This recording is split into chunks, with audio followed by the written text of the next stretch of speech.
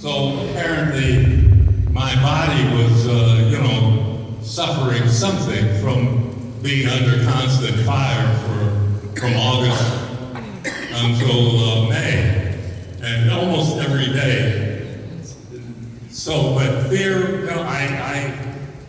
sometimes I thought, it was at first an adventure, but then when your friends begin to get hurt or killed, it becomes much more serious, and very difficult feelings.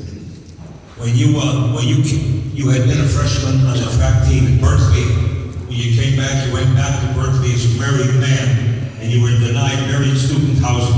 Where were you obliged to live? Well, they did find housing for my wife and I had my baby daughter, and they found housing because the shipyard workers, black shipyard workers, they lived in Richmond, California. Yeah. So they found housing for me in Richmond, California, with the shipyard workers. Thank you. A point made. David. Yes. How many Mr. Ivan how many is 91 thousand feet years of old, film you Buffalo shot for soldier. this documentary, and how many thousand feet did you use? Well, wow, that's loud. No actual film was shot. This being the 21st century, there were little tiny cards with ones and zeros on them that added up to those pictures that you saw. And I have to speak up for Guido, our director of photography.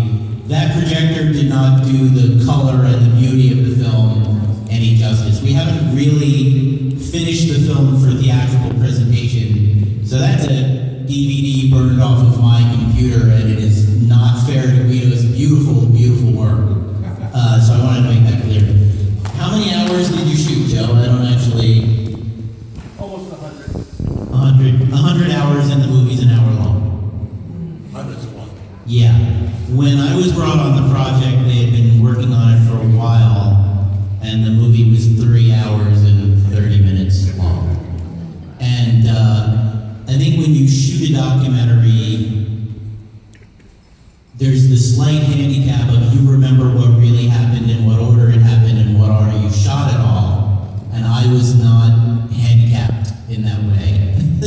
So I had the freedom to figure out a way in which to present it that told Ivan's story as I felt the best, as Joe and I felt the best. And the movie parallels the return to Italy with the invasion of Italy by American forces in '44. So you sort of have the 1944 story and the 2014 story paralleling one another. Joe, there are many things happening in each of our lives every day, and many of them filled with excitement and mystery and love and romance and violence. Why did you make this documentary?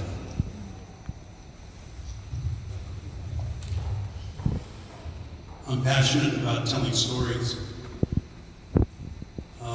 My wife and partner will tell you that she certainly tells me that my stories go on very, very long. You guys know about that one? And I agree with that. So I guess I picked documentaries, which take a long time to make, are composed of a lot of footage. So that's sort of an off-the-cuff jest about what you said, but the passion is true. And I think that I have been burning to make this movie my entire adult life.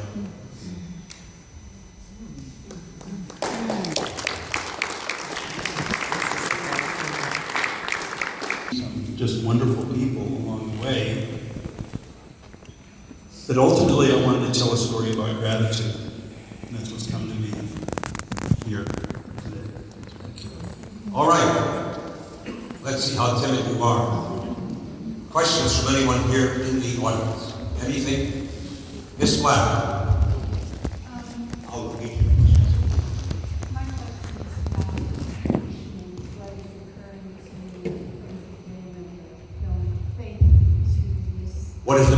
distribution? Distribution, and I'm specifically concerned about PBS, about the African American Museum in Washington, D.C.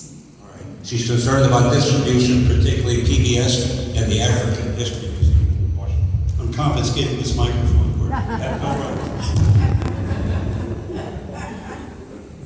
Good question. Thank you. We are talking with a distributor's rep who will help us get distribution in some of the areas that documentaries live in. This particular documentary is a military documentary, and they're evergreen, particularly news stories that have never been told before, and this is one of them. We have it's my right hand man. And I'm his wingman, so. The other part of it is, what do we... Distribution. We're not really selling it yet. One of the reasons why we wanted to show it here as part of Black History Month was just, this is the first time that this has been seen by an audience. Oh, wow. Oh, so honored. So honored. We didn't have the red carpet, sorry, we didn't have the, but we had nice cookies and we had coffee out here. It was really nice. And yes, it looks much better, but, I'm grateful that you saw the movie on a screen and we can hear it. And that these fine gentlemen are here and the crew is here.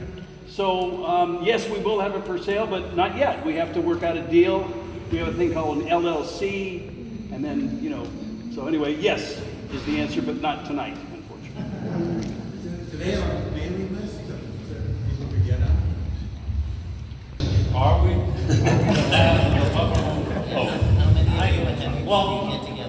I don't know, there's only Andy and I are the only ones that I know around here. Okay, Andy and I are the only ones that I know in this area. And we're both 91, so I guess there's a few scattered around, but probably not too many. I know one other guy who lives up in Northern California, and one person, Victor in St. Louis, one person who lives in Baltimore, Maryland. I really have to tell this story about it, because he's the guy, in my book I describe going on the train from San Pedro, Fort MacArthur to Fort Benning, and there was two of us. The other guy was named Emmett Chappelle, and Emmett Chappelle and I, we were both sent to the infantry, and we were both, he was wounded, I think he might have been wounded twice, but anyway, he got in touch with me just a couple of years ago. I hadn't talked to him for 70 years, and then I found out he is a famous NASA scientist. Oh, wow. He was one of the persons who enables the astronauts to be able to breathe air when they're in their capsule going to the moon and circling the Earth. So he's a very famous scientist. His name is Emmett Chappelle. You can look him up and read about him. I knew nothing about him. He and I were train mates on going to only two black soldiers going to this special program in Fort Benning, Georgia. And as I say, both of us happened to be wounded also. So that is, to me, quite an amazing story. Yeah. All right. I'm a former educator, and I think it's extremely important that we get it into secondary schools, community colleges, and colleges, and I want to work on extra material for instructors, transmedia, educational materials, and I'm so grateful that you brought that up. I think it's very, very important. And if anybody has any ideas, come and see me. All right. Just one moment, please. That already, and I don't think it was one of his best films, but he told the story of the Buffalo Soldiers. What was it called? The Miracle of So he took Yeah, a novel the miracle, right, Anna, and he made a bad movie. Right. It was. Well, the Italians resisted it because it portrayed one of the partisans as being the turncoat who gave up the location of the village or something. So it was I think more decried by the Italians, but it wasn't a big success. One thing I would point out is that we met a woman who is an expert on the 366. Her name is Solace Sheets Wales, or is it Solace Wales Sheets? Yeah, yes, Solace Wales Sheets.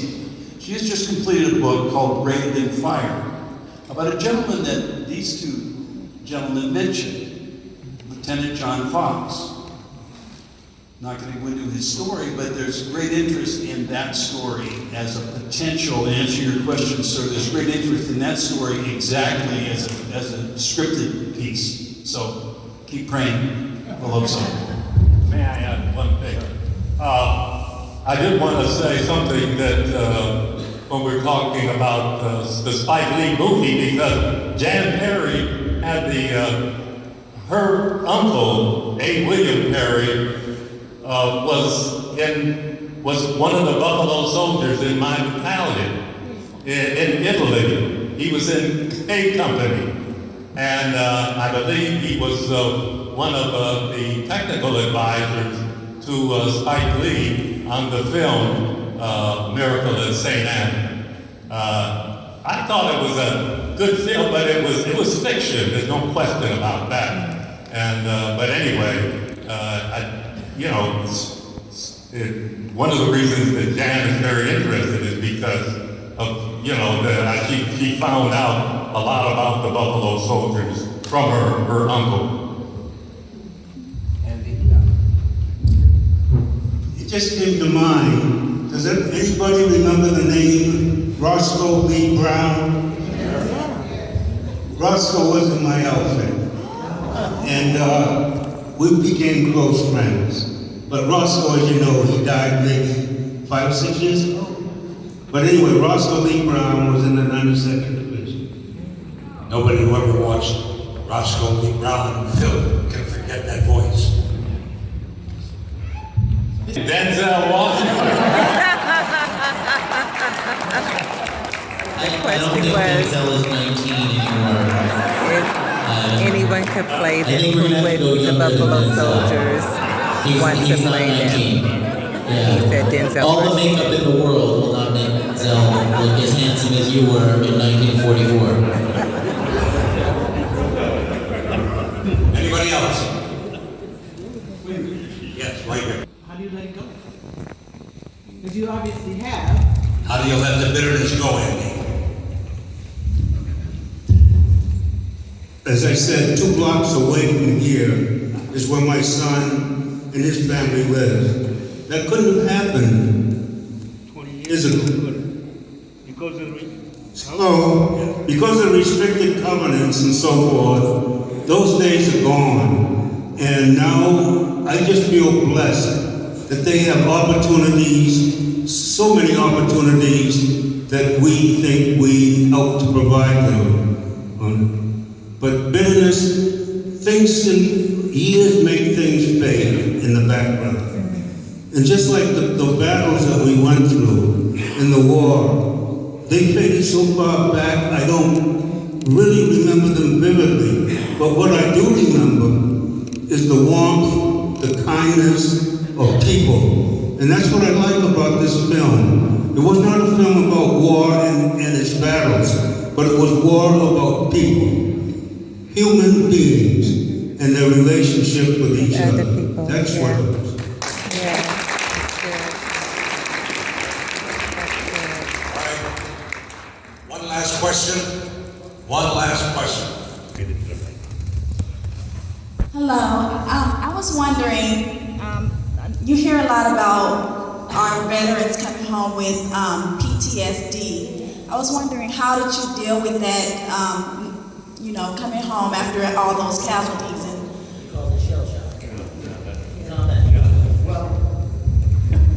I think, as I say, we didn't have that term in World War II, we were, guys were shell-shocked. That was the term that was used. I think, to a degree, after you've been out there for a while, you're all a little shell-shocked. Absolutely. Or I think you have some of the, post-traumatic stress syndrome. I think that was involved with my not being able to, for a few years after I left the Army, not being able to hold a cup in a single hand, it was just, but sooner or later that went away with me. With others, it's more severe, but it's there, I'm sure, and a lot of people suffer from it. I don't know if you have anything.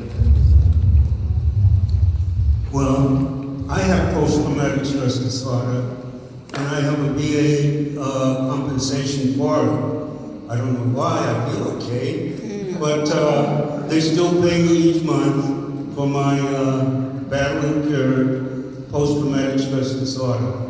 But I have so many friends that not with us today, and it brings back those sad memories.